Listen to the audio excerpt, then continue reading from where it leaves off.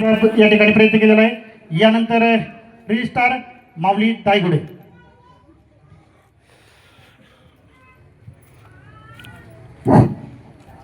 नमस्कार सर्वांना।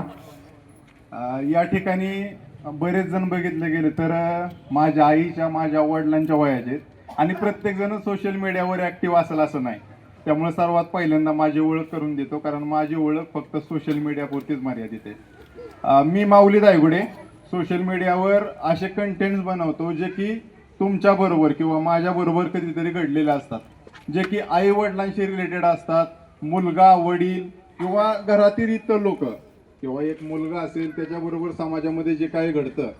जसं की आज केसवड महाराजांनी ही पतसंस्था सुरू केलेली आहे, त्यांना इथपर्यंत पोहोचण्यासाठी काय काय कष्ट खाव्या लागले असतील याबद्दलचं कुठंतरी एक आहे असं परिस्थिती मांडण्याचा प्रयत्न करत असतो।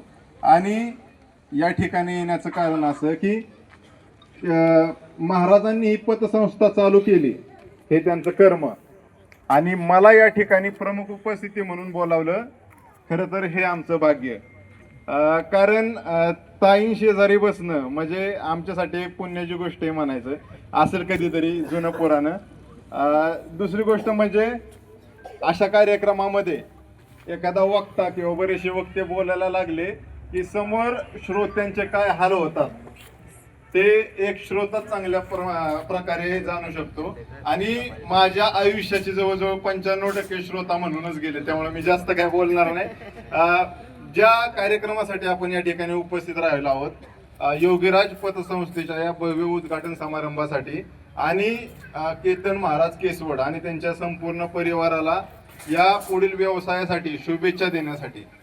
तर बरीचशी मराठी लोक असं म्हणतात की मराठी माणसाला व्यवसाय करता येत नाही किंवा मराठी माणूस खेकड्यासारखा असतो, एकदा का आपला माणूस वर जायला लागला की त्याचं पाय खेचण्याचं काम करतो। पण हे ज्याच्या त्याच्या स्वभावावर अवलंबून असतं।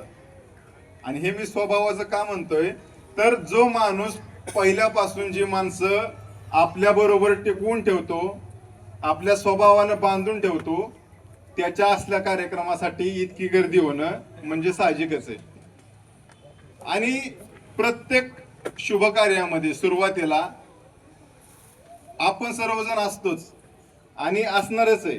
फक्त सर्वांना एक या ठिकाणी आवाहन करतो की ज्या प्रकारे आपण सुरुवातीला त्यांच्या बरोबर उपस्थित आहे त्याचबरोबर अगदी शेवटपर्यंत त्यांना गरजेच्या वेळी आपण याच प्रकारे त्यांच्याबरोबर उपस्थित राहून त्यांच्या आयुष्यामध्ये त्यांच्या व्यवसायामध्ये हातभार लावायचं काम करूयात।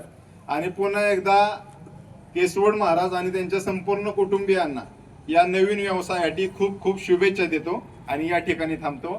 धन्यवाद।